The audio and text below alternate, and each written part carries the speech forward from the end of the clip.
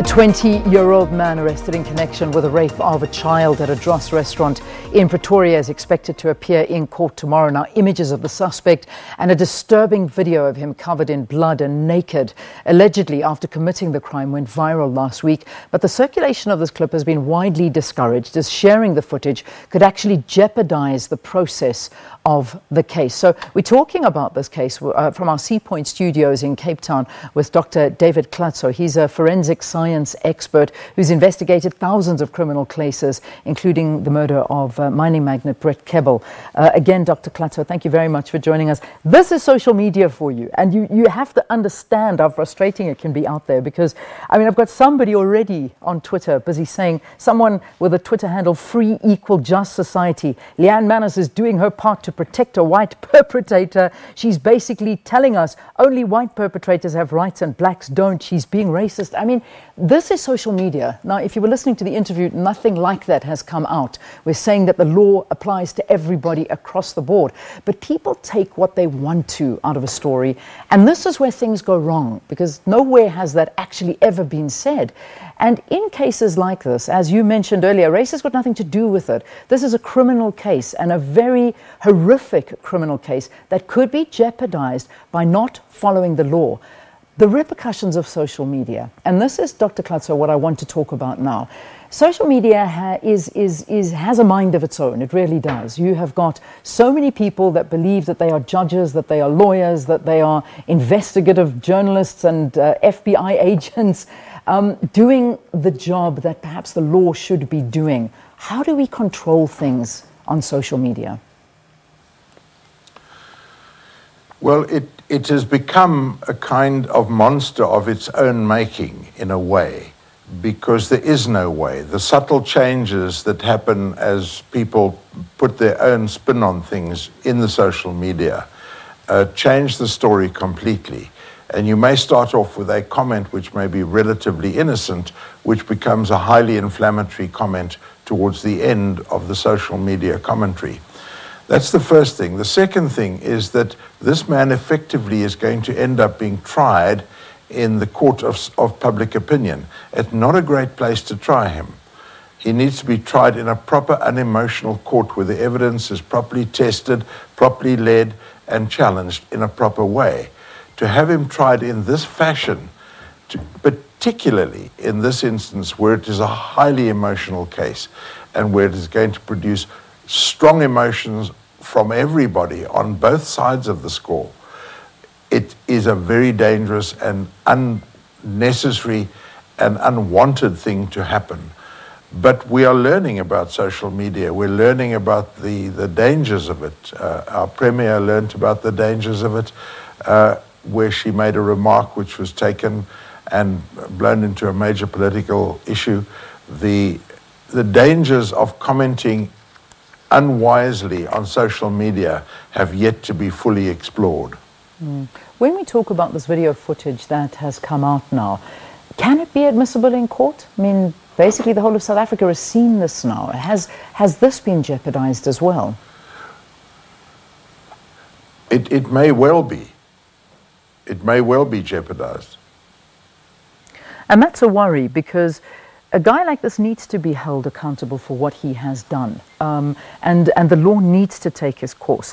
What work lies ahead for the Hawks now, the police, the justice system, in making sure that this case is solved and that the law actually does take its course here? Well, you see, you speak as though this is a fait accompli. It's not. And the golden thread that runs through justice here and in any civilized country is that you are presumed innocent until found guilty by a properly constituted law court. So to speak about him requiring to be punished or taking consequences of his action, he is innocent as we stand at the moment in terms of our law. And he needs to be regarded that way until the evidence has been properly led. And damaging bits of the evidence in this way is not likely to lead to a satisfactory outcome for anybody. Because remember, if his trial is in any way compromised to the extent that it is thrown out or that it is not able to proceed adequately, that justice for the little girl is going to be compromised as well. Yeah. So we need to take the emotion out of it, and we need to stop making these strong comments. We need to see exactly what the evidence is. That evidence needs to be gathered in a proper way by the police, and it needs to be put before a court of law, and I might add, properly cross-examined and properly tested. Yeah. There's a Just story. remember, it's not that long ago that, sorry, let me just tell you, Yes, it's not that long ago that a young man was found guilty in the court of public opinion for a murder of his Stellenbosch girlfriend when he was absolutely innocent. That had horrendous consequences for that young man. Yeah, this is a big thing in terms of jeopardizing the case. But there's a question coming from one of our viewers saying, Makonkosi, saying, how does it jeopardize the case? Why does it jeopardize the case if the identity of this man is out and about? I mean, people know who it is. He is in jail. There is video footage circulating, and he was caught red-handed basically doing it. So how is it going to jeopardize the case? In what way? Well, let me give you one example as how it might do that. Number one, the identity of an accused has got to be kept secret until the process of investigation is finished, because there may be issues of people needing to identify him, either at a lineup or from photographic images that are shown. Once this happens, that his image is all over the public environment in the way that it is, there is no longer a fair way of getting somebody to identify him. So he's already identified, he's already condemned, he's already in the eye of the public, he's already the man who did it. And the chance of getting a proper identification are starting to fade if that becomes an issue. And we know from major research done here and in the United States that one of the major problems in court cases, criminal cases, where identification is at issue, is that eyewitness evidence, eyewitness testimony and identification in particular, has resulted in a significant number of miscarriages of justice. So why place the thing in jeopardy? Why place the court case in jeopardy by this emotional behavior?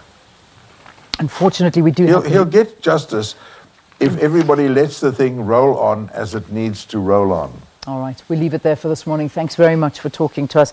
This goes to court tomorrow. He will be making an appearance there, and I can promise you it's something that everybody is going to be watching. And in fact, I can imagine there are going to be crowds gathered outside that court tomorrow for the appearance of this man that's alleged to have raped a young girl. And it's a disgusting story that we certainly need to talk about. All right, that was Dr. David Klatzowa, forensic science expert in our Cape Town studio. Let's take a break. News after this.